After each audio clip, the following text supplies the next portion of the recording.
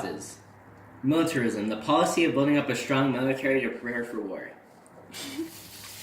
Alliances, agreements between nations to provide aid and protect one another. Long before the war began, the countries in these groups had made arrangements to work together and help one another if there was a war. So when war did break out in 1914, parts of Europe were already divided into two sides. The opposing sides were Triple Alliance Italy, Austria, Hungary, and Germany. Triple Entity Russia, France, and Britain.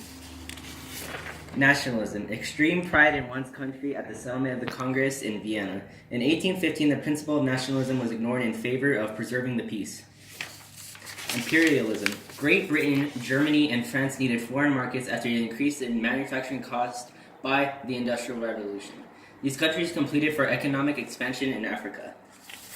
Assassination of Austrian Archduke. Francis Ferdinand was killed in Bosnia by a Siberian national group called the Black Hand. Types of weapons in the World War I.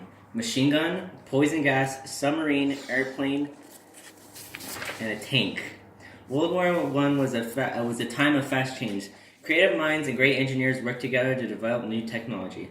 Some of this technology we use today, like personal cameras, telephones, and radios. The live in the 1919. The school in 1919 during the World War, the school had children of different ages sitting together in the lessons.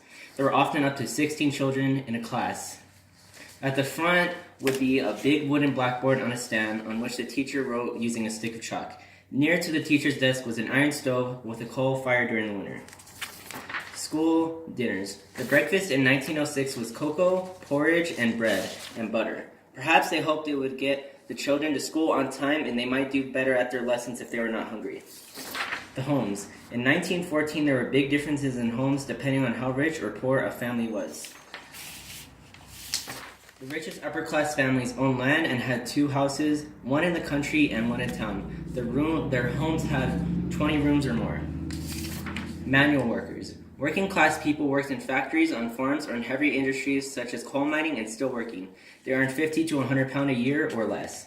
Families lived in cottages and joined together, terraced house with 3 to 4 rooms. Many of these small homes had an outside toilet and no bathroom. The very poor, who often didn't have jobs, lived in overcrowded and dirty slums. Whole families sometimes lived in one room in badly kept houses and tenants. They had to share a toilet with other families. Old slums were being cleared, but in